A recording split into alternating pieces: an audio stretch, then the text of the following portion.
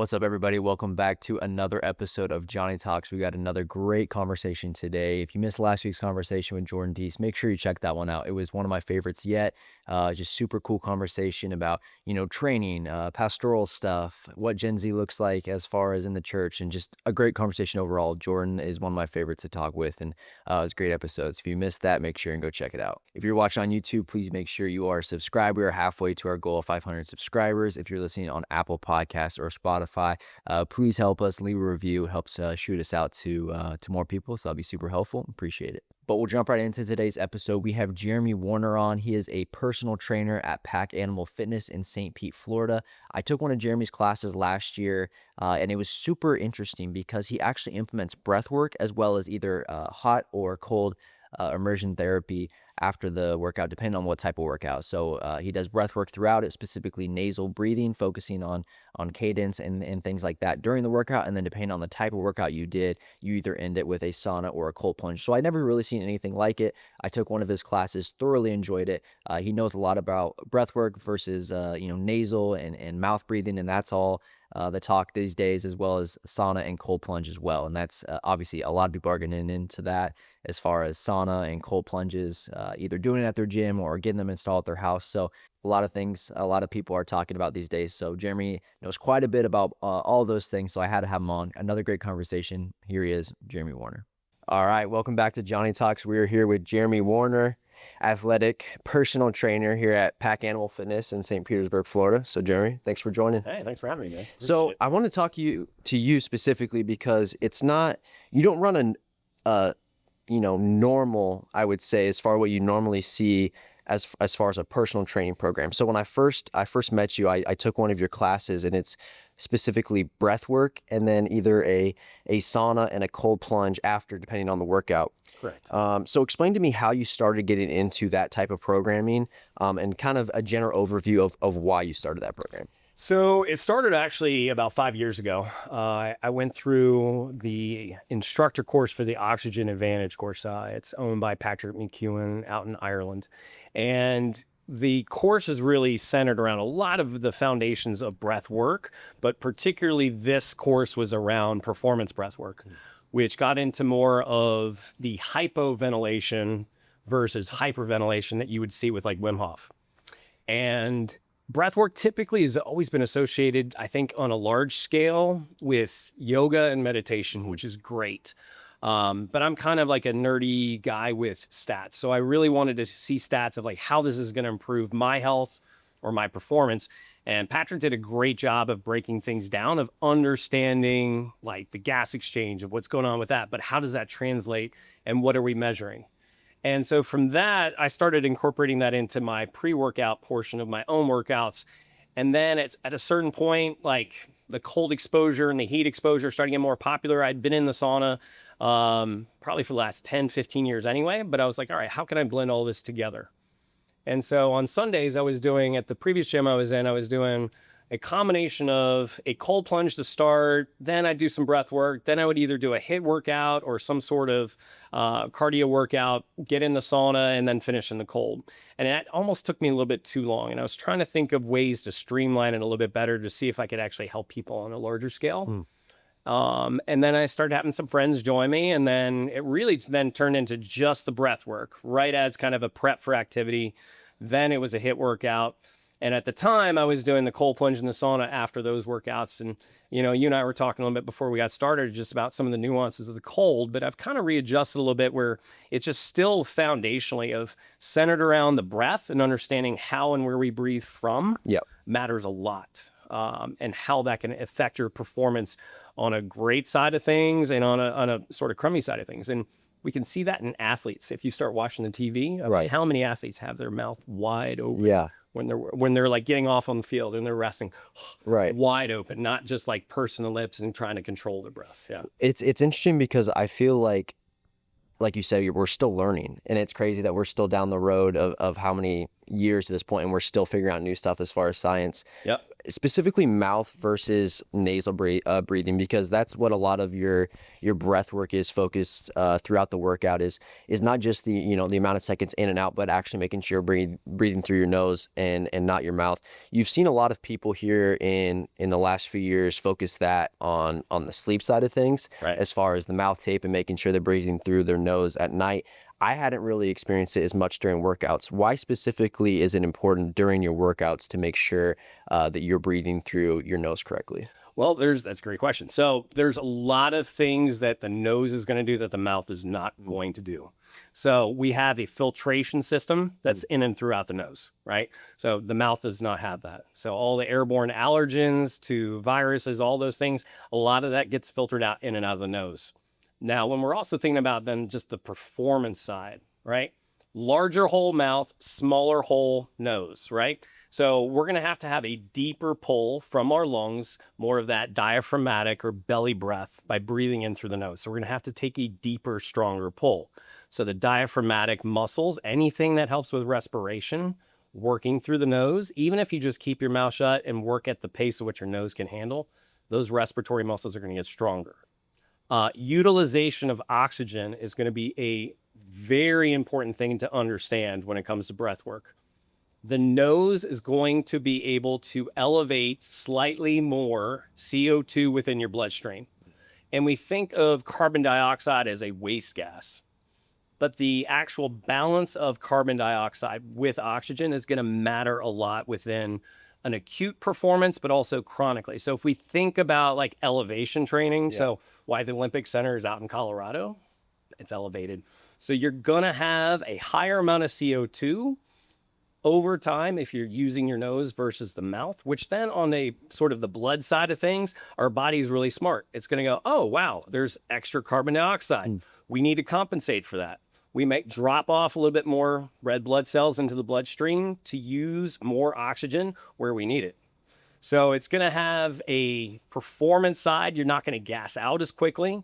You're going to be able to, once you get used to it, because it's hard in the beginning to get used to just breathing in and out of your nose in any form of a workout. That's what I was going to say or ask is you're saying that eventually you'll be able to be sustained longer in your stamina, but in the beginning, you would expect it to be tougher for them to do that breath work through a workout. And that's where the progression model needs to happen. It's like, let your nose dictate what your effort shows versus, hey, just go ahead, haul through that workout, do what you normally would do. You might have to step it down to about 75%. Yeah. You know, or maybe even less, depending on what someone's air hunger or CO2 tolerance is, will really dictate what their output is early on. But if you can get a grasp of that, it's going to actually be a big help, I think, down the line. Right. It has, in my workouts and in anybody I've worked with, it's helped a lot. So for someone who may not be working out with a personal trainer, they may be working out by themselves, but want to start incorporating more correct breath work, what would you say as far as, you know, they're focused on breathing through more their nose, but also as far as breath counts in and out and how long they should be holding that? So when we get into certain like cadences and understanding like, you know, what duration the inhale versus the exhale should be, because the breath can create excitation and relaxation, like you mentioned with sleep. So an in and out of the nose probably is going to be your more optimal way of doing it. Now, if we look at even some sort of mouth breathing, how that can help, as long as we're not leaving a gaping hole, mouth wide open and over breathing some of that air out, an exhale through the mouth can definitely be something that if people aren't used to the nasal in and out, because you can get a little bit snotty sometimes somebody's got a deviated septum. So if they're having a hard time early on, try the inhale through the nose, exhale through the mouth. Now, for performance on an excitation side, the longer the inhale, the more excitation we're going to have. The longer the exhale, the more parasympathetic or calming response we're going to have. So if we want something that's going to be a little bit more for, let's say, workout, we may either do a 1-to-1 ratio, in for 5, out for 5, or maybe start escalating the inhale. So 6 in, 4 out. So typically like a 10-second breath, right? Even up to 7-3 or an 8-2 in terms of a cadence. 8 in and 2 out? Yep. Okay. And that's going to be more towards more of a relaxed state, or the opposite? So opposite. So I think longer the inhale, more of the excited state. Got it. So, and then on the recovery side, which is great, even within the workout. So getting in the right recovery position, which sort of is funny, which we were told when we were in sports, like, Yeah. put your hands on your knees. Right. Well, a good way to take some of the pressure off the diaphragm is go hands on knees, and you can get a much better breath. There's a recovery reason it breath. felt so good. Yeah, It was actually 100%. right to do it. 100%. But then actually getting the long extended exhales, even when you're breathing really heavy, of focusing on slowing the exhales out, working on that velocity out. So slower exhales will bring that heart rate down. So if we're trying the excited state in the beginning, it might be like, hey, let's increase the inhalation side of things and quicken the exhales out without overbreathing. Overbreathing is something that people tend to do when it comes to breath work. It's letting that passive air go out, and timing that velocity out matters a lot. And that's where the practice side of it really comes. Yeah. Yeah. You mentioned like people, I think a lot of people, more than we realize, have some sort of deviated septum or some trouble breathing through the nose. Have you found any ways around that? I know a lot of nose strips is getting pretty big. I've tried that out. Have you found that to be helpful at all, or? The external ones, I have a harder time with that. I had kind of like an oily tea. So like even the adhesive for the nose, like especially when you start sweating, like they'll pop off and then it just gets in the way and you end up yanking it off. You do have an internal nasal septum dilator. So it's like a little piece of hard plastic that you'll shove up. And there's different sizes for those. I would definitely get the variety pack in the beginning, and I have used those. I don't use them as much anymore because my right side is deviated just from playing sports, getting hit here. But it's gotten a lot better. So the more you actually practice the nasal breathing, one other great gas that actually starts to build up within the nasal cavity is nitric oxide. And that is something that is a dilator. So even with somebody that has a slightly deviated or deviated septum, you're going to get some dilations through the septum. And so the nasal breathing will actually increase nitric oxide to help that open up even more. So a lot of times, even if somebody's a little stuffy from, like, let's say sneezing, allergies, whatever, you can actually open up the nasal cavity a little bit with just focusing on certain breath holds with the nasal breathing too. So for someone who kind of goes, oh, I can't breathe through my nose, and they kind of just stop giving it a chance, it's actually making it worse because you're continuing to almost shrink it in a way. In a way, and you're probably also reinforcing a improper breathing pattern, because mouth breathing tends to be a lot of upper chest.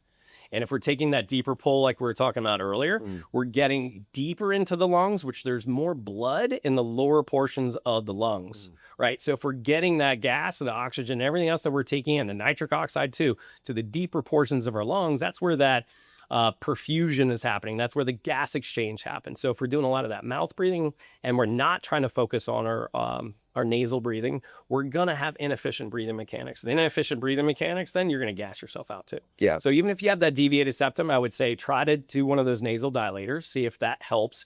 If not, doing certain types of breath holds just with nasal breathing will open that up. And the more you do it, the better it is. So you've always been focused on this for quite a while. Beyond performance, have you noticed anything, general health or anything beyond, a little more general than specifically performance-based that it's helped on? Yeah, and it's not, because breath, is used a lot of times for like calming, right? And I've also used it for focus. One of the things that you think about, again, if you start to elevate CO2, so carbon dioxide, and then the body goes, oh, okay, we need to prioritize certain parts of our body first. The brain is going to be number one. So it's going to have a priority of getting oxygen before anything else. So some of the same breath practice for athletic performance can be great if you're going to have a difficult conversation with somebody, or I've got like 90 minutes of studying that I need to do and I'm completely distracted. That's another great tool. And another part too, also of trying to blend breath work into a high intensity environment is thinking about, we were just talking about social media. Right. How many things distract us, even in our workouts? Like, that's our time, but we've got this, that, somebody else lifting here. Yeah. But if you start thinking about your breath and what you're doing with it, that's the only thing you're thinking about. Nothing else is grabbing your attention. There's too many things to do, Yeah. Makes sense. So transitioning to the second part of that programming, the breath work kind of starts at the beginning and goes throughout the workout, and then usually you end it with a sauna session or cold plunge session, which you said you're doing a little bit less of the cold plunge session lately. Just quick overview. It's getting pretty popular in the last 5 to 10 years, specifically the last 5 years, as far as, sauna and cold plunge, although they've been around for thousands of years, Right. heat and cold therapy.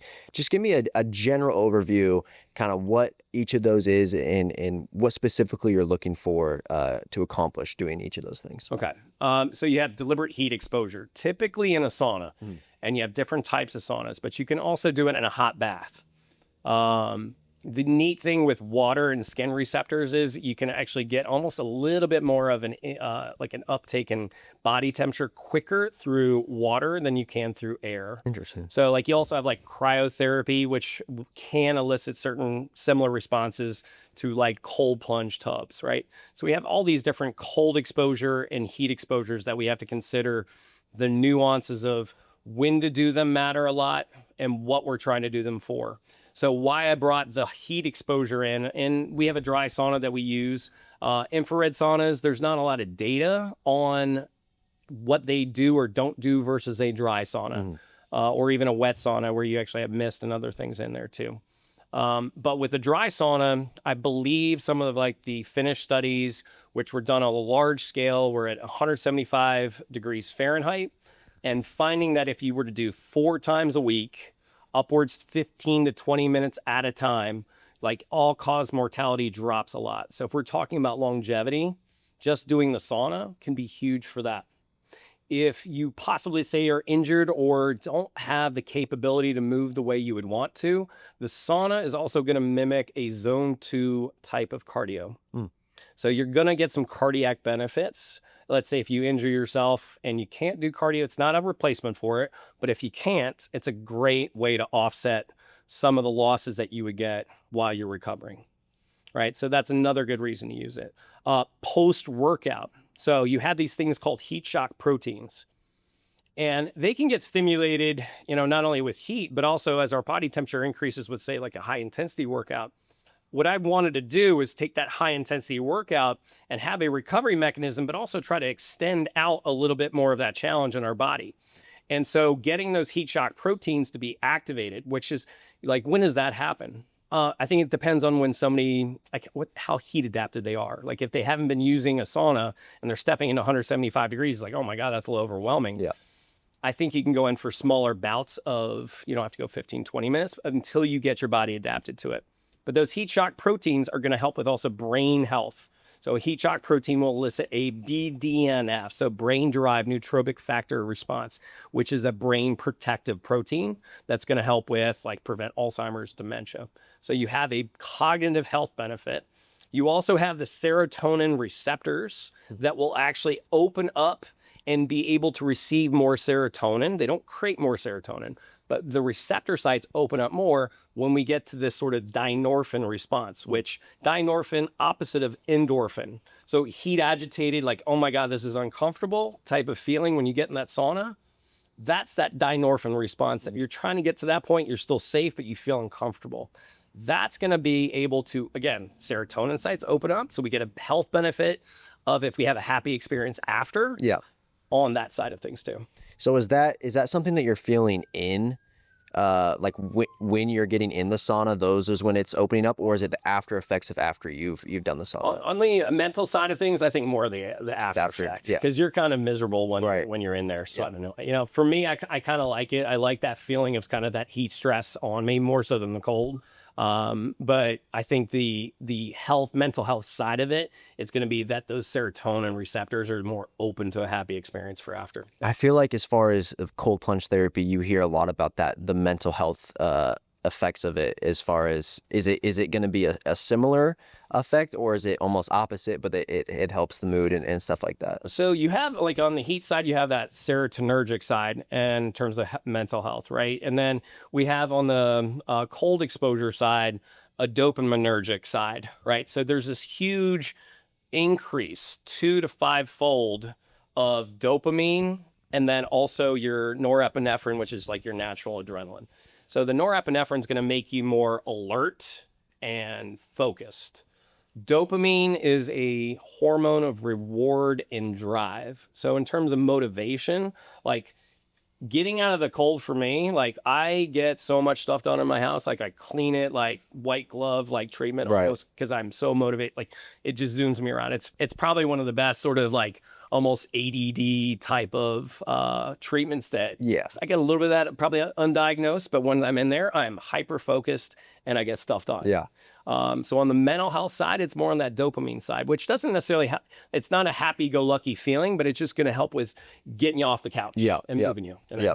No, I can feel that. Even I think a lot of times after I take a cold shower, I don't have a cold plunge in the house yet, but I'm working towards getting one. But even a cold shower will get it done where you feel sharp. Yeah. You just feel like, oh, this is how I could be thinking and feeling the whole time. It definitely sets the day up for success. So we were talking about how your programming, depending on the workout, would depend on whether you use the sauna or the cold plunge at the end. Right. Can you give me a little bit of an explanation on why there would be a difference in the two as far as what kind of workout would produce a better result by using one or the other? It's a great question. So on the sauna side, I'm actually incorporating that pretty much post any workout that I'm doing. Now, if timing wise, if somebody doesn't have the time to do it, you could do that on separate days. But I think the cardiac benefit and the recovery side is particularly after strength workouts. So one of the class I have is a strength workout. And some of the anabolic benefits that you're going to get can be enhanced by those heat shock proteins post-workout. So you're going to have a better potential anabolic response getting into the heat after a strength workout. On the HIIT side, again, like we've already driven up a bunch of that heat shock protein response. We're getting a lot more of that sort of brain drive nootropic factor going. We're just enhancing that in the cardio side of it too. Even endurance type of cardio, getting into the sauna after that. So I'd say sauna in general, great if you can time it out in just about any workout. Yeah. Now the cold, we were talking a little bit about this. The nuances of it as it relates to male, female are enormous. And the considerations between the two should be considered differently, right? Women have a hormone cycle that has to be considered versus men pretty easy and much more forgiving. Mm-hmm. We have larger bodies on a larger scale, which we tend to have a higher running core temperature than females do. So the intensity of cold male to female doesn't need to be as cold for women to get the response that they need. Depending on where they are in their cycle can also affect really what's going on in terms of what's with the cold. So like you can actually have a negative effect depending on where a female is in her cycle versus what they're trying to get out of it. So for me, I'm going, okay, like if I'm going to do a class structure where I'm trying to affect a lot of people, I took the cold and put it on the recovery days, only because the blunting effect that it can happen, we'll get into that, but also on the female side, if I had half the class that was in a different part of their cycle versus another, I didn't want half the class not doing it. So I'm like, all right, so I need to figure out like specific times to do that. And I think recovery classes, most people are coming to that, and the cold can be used appropriately for that. So higher temperatures for women, not as long of durations for women, knowing what their cycle is, knowing to track their cycles, that matters. For men, I'd say in general, like you have a lot more forgiving things with it. You could probably sit in a longer duration, much colder scenario. Though I do see females being able to tolerate cold a lot longer than men. I've seen more men jump quicker out of a cold plunge than I have women. Women have higher pain tolerance. So it doesn't mean better or worse. It just means if we're trying to get some of the health benefits from it, the male-female thing needs to be considered. Athlete versus, let's say, a deconditioned, somebody that hasn't worked out before. Somebody who does work out and cares about strength gains. You do get a blunting effect from cold. So when you get a, let's say, more intense workout, whether it's a HIIT or a strength, powerlifting, whatever it is, you're going to have some inflammatory responses that are meant for growth and anabolic growth. So if you blunt that, even up to 24 to 48 hours after that workout, you may not get as many of the benefits of what you're trying to get from your workouts. Mm-hmm. So you might just be spinning around in a circle on that, right? So it's like, all right, I try to go, okay, when can we do that? Most people, if they see that it's a recovery day, great. They're not working out that day. Mm-hmm. We're just doing breath work. We're doing the cold and the heat. Now, somebody that's not really conditioned, not really working out, I think it's actually something that you can do to actually then train your body again. And usually people, when they're first starting to work out, have the hugest gains. So some of that's neurological. Some of it is, hey, the body's just gotten better at understanding like, hey, that's the path of motion I'm going. But those people also tend to get more sore. So if you can take some of that inflammation down to a point where exercise isn't as miserable for them, then they're going to be more consistent with an exercise. I think that can be a really good thing there too. A lot of stuff I want to pick your brain about in that little last section. First, as far as the blunting, for someone who is focused on performance, let's say, would you say then it wouldn't be good to have even if it was in the morning as when you wake up, cold plunging every day, that you would need to be more spread out throughout the week? Or do you think it is possible to still be seeking performance, but if you keep it, a certain amount past or before workouts, so you can still see the benefits of both? Well, if we break that down, like I would, I think it depends on the individual, right? So I don't think there's a really wide answer on that. I think if you had somebody that say they care more about performance, let's say they're training for like high rocks. That's a very popular one, or one of the DECA races. And so they're doing a lot of HIIT workouts, but they're doing certain power workouts, certain strength workouts related to that.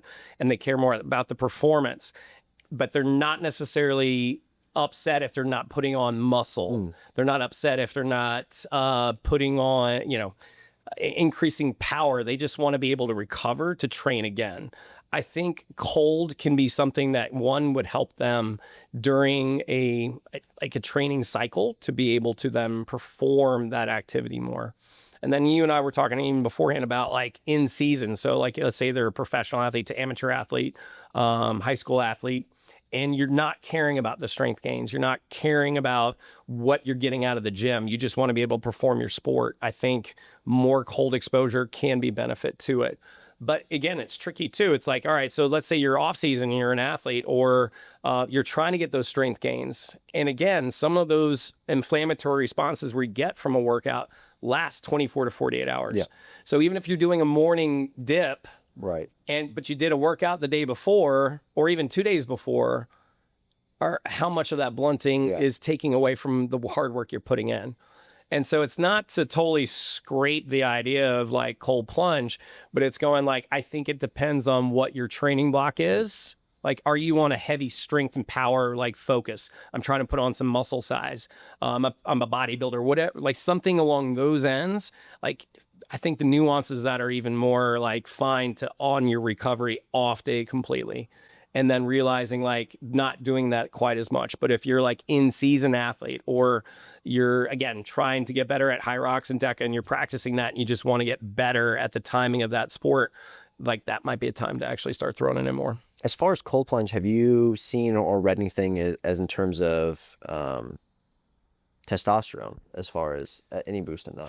From what I understand, dopamine, as it relates to also testosterone, that mechanism or like is really tied hand in hand. I don't know enough data, and nor have I read any studies that will show like, oh, as dopamine goes up twofold, that also increases testosterone. I think to really start getting some really good data would be to take a blood draw pre-ice bath. And have that tested to see not only what someone's total testosterone is, but what their free testosterone is.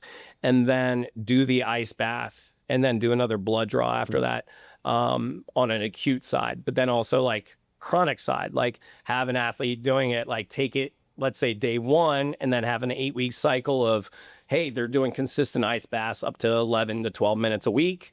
And then not really having, you have so many variables that can affect testosterone too, like lack of sleep can tank it, right? Stress can tank it, being sick can tank it. But it's like if you have, let's say, other variables pretty consistent throughout, it'd be neat to see how much testosterone could be affected with that. Otherwise, I'd be a guess otherwise. Yeah. Yeah. So going back to the sauna, as far as timing, I think it's quite common for someone, to go into a big public gym. They walk in, they do the sauna first, then they hit their workout, or maybe they have a sauna in their house and they hit a sauna before in the morning before they go to work, and they work out later. Is that necessarily, because I know you were talking about the benefits of hitting it post workout. Is it negatively affecting them doing it before, or are you just not maximizing the benefits you can get from it by doing it after? I think it could depend on a few things. So I probably would not do heat first thing in the morning as it relates to your circadian clock. So if we think about like sleep, sleep is not only light dependent on your circadian clock, but also temperature sensitive. Okay. So doing heat in the beginning portions of the day, you'd think like, oh, well, that's raising my core temperature. That's going to get me more alert. Well, what you're doing is you're setting your body's cooling system on, like it's turning on, meaning like your body's trying to bring the temperature down because you're escalating it.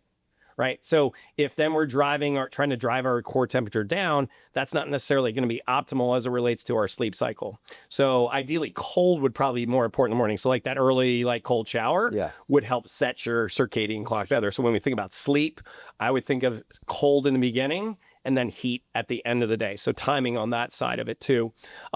Pre-workout, like I think if you're coming in from just like maybe a cold environment, getting some blood flow, getting your heart rate up, I wouldn't go in there like the max 15, 20 minutes. I might go in for about 5 minutes, and I have done that before just to break the sweat. Right. And then you are increasing your core temperature. You are getting better blood flow. I think that could be something that's beneficial. But again, like, how much time does somebody have getting into a gym or a workout? You know, if you're like 5 minutes in here, 60-minute workout, well, let me get my 15, 20 minutes after, then you're looking at an hour, hour and a half to 2 hours. Some people just don't have that time. Yeah. So, yeah. 100%. There's so much information out there as far as these two. It's a lot of people are getting into it right now, you know, getting saunas in their house, getting cold plunges in their house, buy memberships at places that have it. But there's a lot of different information as far as how cold, how hot, how long, how many times a week. For someone who they're not seeking, you know, they're not a bodybuilder, they don't got a show coming up, they're just seeking, you know, the good health benefits, trying to live as healthy as possible. You know, they may eat out on the weekends or whatever, but for the most part, they're seeking, you know, just a good overall healthy lifestyle. What would you say as far as your experience? Now, granted, there could be, you know, everyone's different and they get to be seeing different benefits, but for a wide range of people, you know, as far as cold plunge and hot or and sauna, give me a quick overview. Time, how hot, how cold, and how many times a week would you say would be? So I think if we go on a wide scale, heat should be dependent on what your body can tolerate. So how well heat adapted you are. And that goes for everybody. The data points tend to be at 175 to 180 degrees Fahrenheit.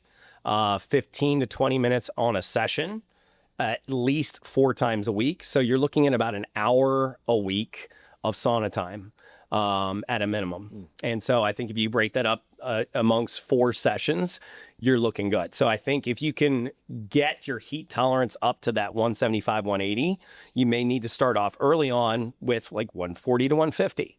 Work your way up, progression on that side of it. And I think on the cold side of it, Dr. Susanna Soberg really kind of came up with about 11 minutes a week as kind of this sort of like happy place for the benefits of cold. And I think if you can break those up between 2 to 3 sessions in a week, particularly on your off days, not maybe immediately after the workouts like we were just talking about, you can go rounds of like, I like to get in there at least 90 seconds to 2 minutes. Like that first 45 seconds is the worst part of it.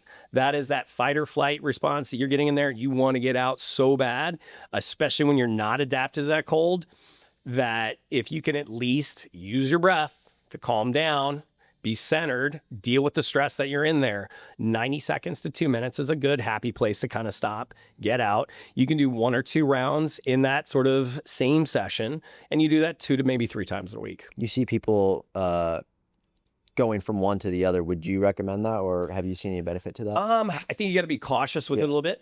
You know, I've played around with it enough where if I get into the cold, almost immediately coming out of the heat, and not let my body temperature kind of at least self-regulate coming down a little bit, I've almost kind of like blacked out in a cold. And that's not a good thing if you're in water. So you don't want to pass out. So what I would recommend is, yes, if you go heat, cold, whichever one you go in first or second, that does matter. But I would say let your body try to either reheat itself up or let your body cool itself down. It would be less dangerous from the cold to get into the heat, but you do want to have a little bit of that shiver response that you get coming out of the cold for some of the benefits that you're trying to accomplish. So I would say, like, whatever time you're in the cold, step out and wait that same amount of time. Heat, you may have to wait like 3 to 5 minutes. Sip on water, don't chug it. Let your body kind of bring its temperature down. Let its heart rate come back down before you get into the cold. So just be cautious on how quick the transition is. And if your body feels abnormally stressed, give it a little bit more time. As far as the sauna, you were talking about, the correct temperature is more what you can do at first, and then you can build up. Is that similar with the cold plunge, or is there a temperature that is being showed out there as far as statistics that you need to be hitting this to really see the benefits of it? Yeah, so from what I understand, 60 degrees Fahrenheit and cooler seems to be where most people get most of the health benefits on the cold. Again, male, female can depend. What seems to be recommended, a really good doctor to follow, is Dr. Stacy Sims. She deals with a lot of female athletic performance. She's not only on the actual like hands-on side, but she's also on the clinical like research side. She definitely recommends more of like 50 to 55 degrees for about 2 to 3 minutes for women. And that's regardless of whatever they're cold adapted to or not. But I think just general public, outside of considerations of male, female, 60 degrees and work your way down. I would not think, unless you're getting into like some freezing temperature waters that you need to maybe brave a swim in, I don't think we need to get much below like 40 degrees. Like you can, sure, I've done it. I think of that more as kind of like a sprint versus like, hey, I can stand here longer, a little more endurance type of thing if it's a little bit warmer.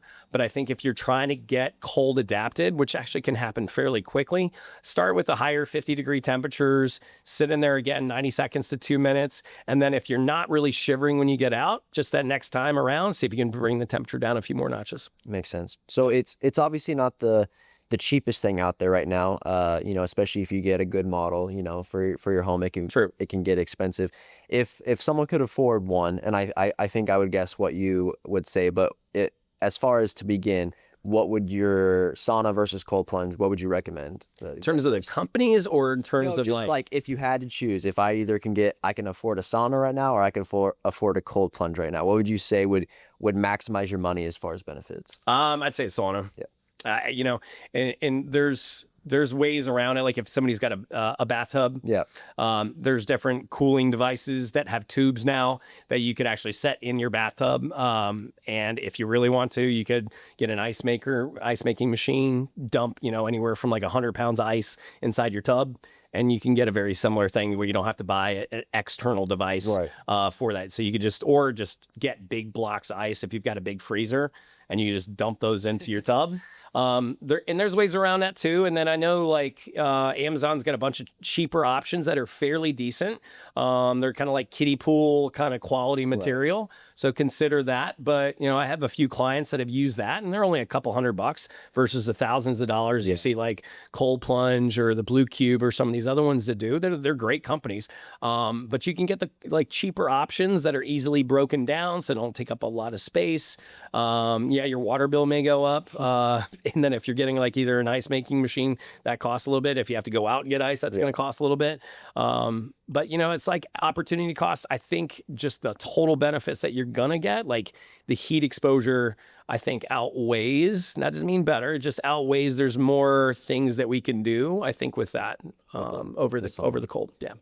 So it definitely starting to wrap up a little bit. I want to talk more about personal training. Yep. What kind of value can a person find in a good personal trainer? Because I think it can be very common, maybe for someone entering into doing, fitness for the first time, and, they go to a gym and they, get approached by, hey, did you want to sign up for personal training, or would you be interested? They may not see, why that would be of any importance to them. Quick overview of why personal training could be a benefit to somebody.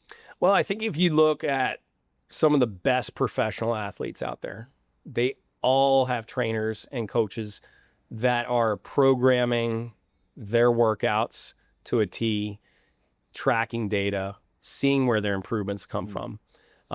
Keeping them safe, understanding the nuances that needs to happen of when to dial it up, when to dial it down. So I think if somebody's going into a gym, depending on how well conditioned they are, like say somebody for you and I, it's like, oh, why would I need a trainer? Like I've worked out enough. I've played sports. I know how to work out. Getting somebody that's going to help with your programming, but also then push you within that workout. If anybody's ever worked out with a good gym buddy, like, those people are going to push you a little bit harder, Right. and you worked out harder in that session and in a safe way too. So I think, when you're interviewing a personal trainer, or why would I need one? I think you have the accountability side of it. I think you have the programming side of it. Somebody that's going to be monitoring, like, hey, what your improvements are, and hey, look at these data points. And then also, I think you're going to have, somebody that's going to like motivate you in that moment to maybe finish that extra rep instead of, sandbagging like 3 or 4 reps. Maybe you have 1 or 2 left in the tank instead of 3 or 4.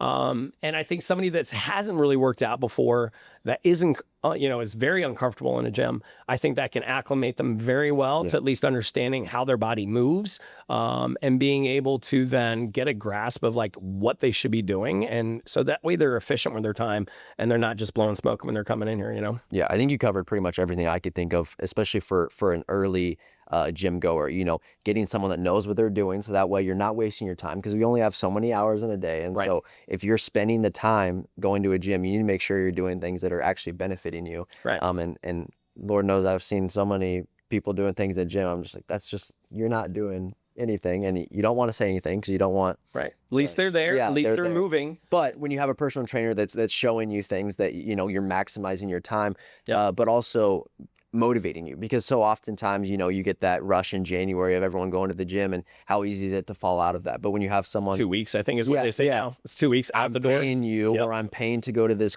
fitness class, putting our money where our mouth is helps stay a little bit longer. I would say, I don't know if you would agree with this. So I'm curious. At least I feel this way. There's more personal trainers now than maybe ever. And I think I would agree. Social media has a big impact on that. Yeah. You would, Yep. everyone on social media is some sort of personal trainer these days. Would you consider that a good or a bad thing? I could see it from both sides, because good being in, now that there's so much competition, I need to up my game as a personal trainer to be able to earn, my business and do it that way, and improve my craft. But also it could be in a negative way, where there's people getting, lots of poor negative tips from people who maybe aren't qualified, or haven't been, they haven't gone to the right courses and learned the right things they need to. I think you have some social media side with male and female trainers or influencers that they're the show me like exhibit, like they have got a great body, Right. whether they're in their 20s and they can get away with whatever they're eating or whatever it is. That's the show me side of like, here's the exercise. Okay.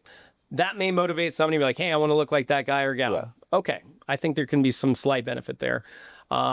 But the education side, there is a lot of junk out there, and there's some really good people out there too.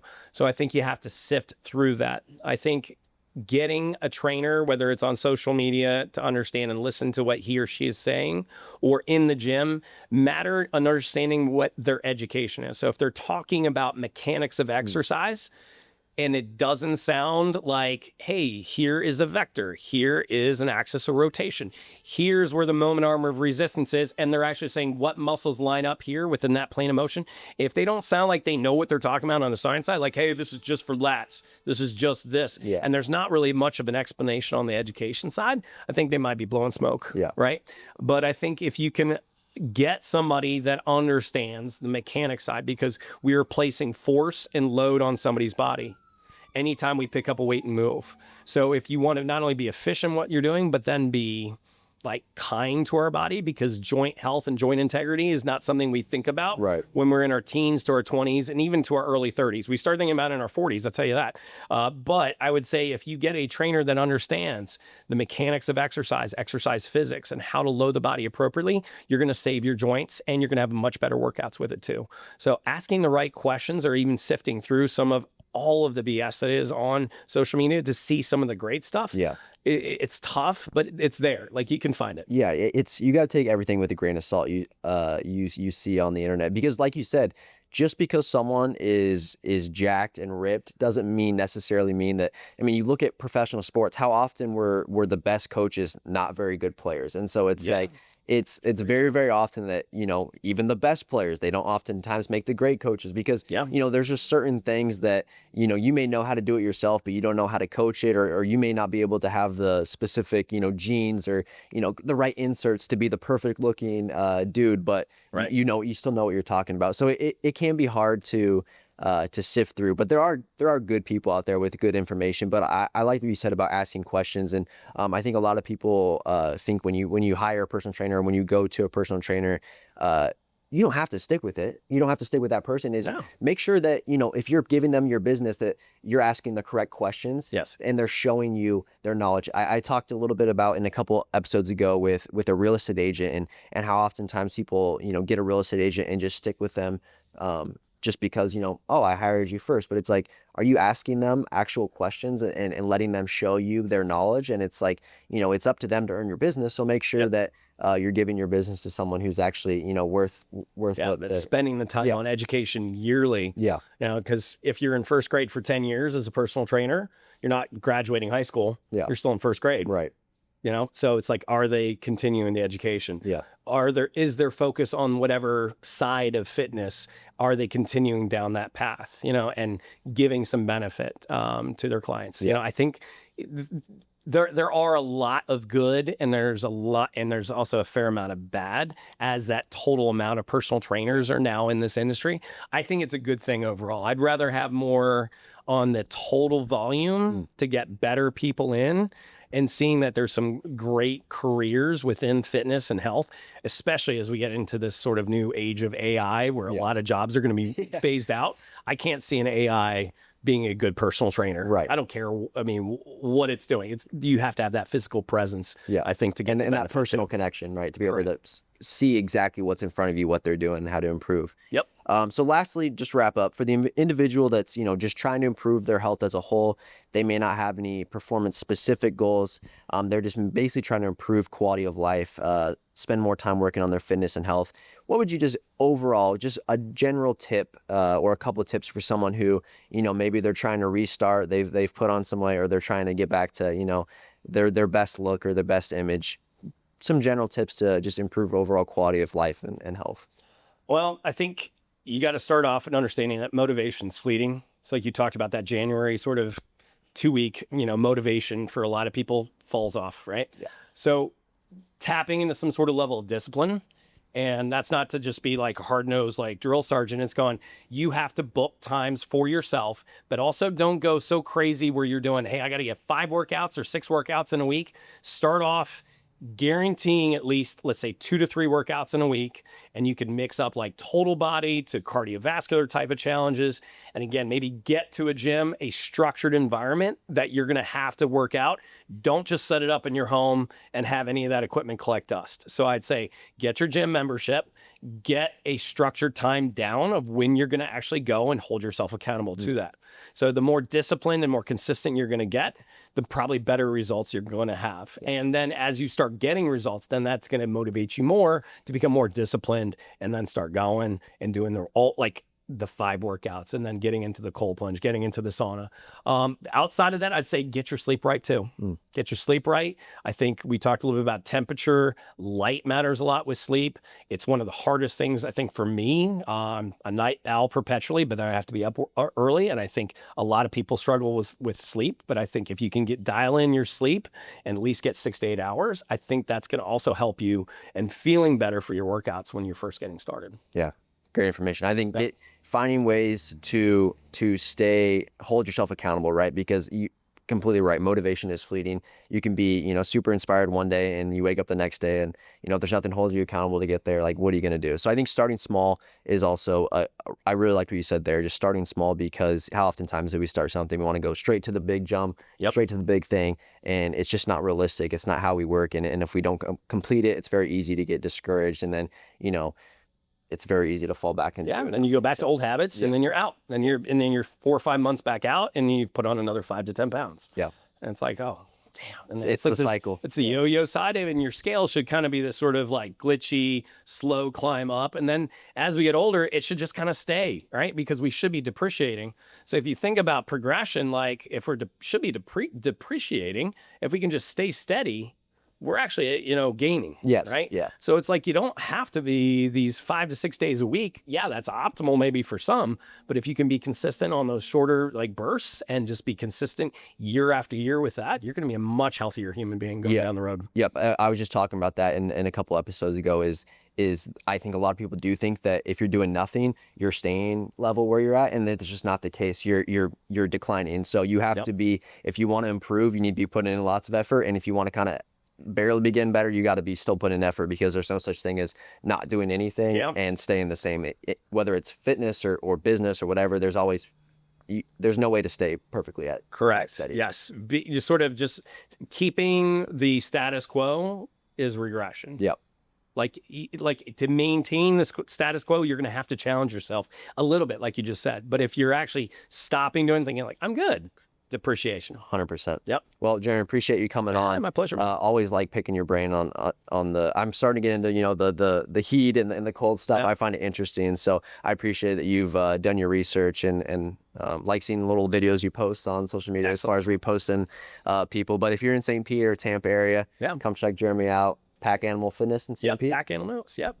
Thank you so much, Johnny. I appreciate coming on. That's going to wrap up Jeremy's interview. I want to thank him again for coming on. That was a super cool conversation for me, simply because I'm not an expert or really know too much about really a lot of the topics we talked about, whether it being, nasal versus mouth breathing, or the benefits of heat, or the benefits of cold therapy, and then how that affects what you did depending on your workout, and all those different things. So it's just super cool having that conversation and picking his brain. Jeremy's somebody who has obviously done his research on those and kind of tried out different techniques, but just want to thank him again for coming on another great conversation. We've had so many good guests on this season, so if you miss any episodes, make sure and go check it out. We've had different people from all different walks of life, of career and activities, and just a lot of great conversations. So if you miss any episodes, make sure and go catch up, because we got one more guest coming on next week to wrap up season 1. So now would be the perfect time to catch up. But until then, we will see you next time.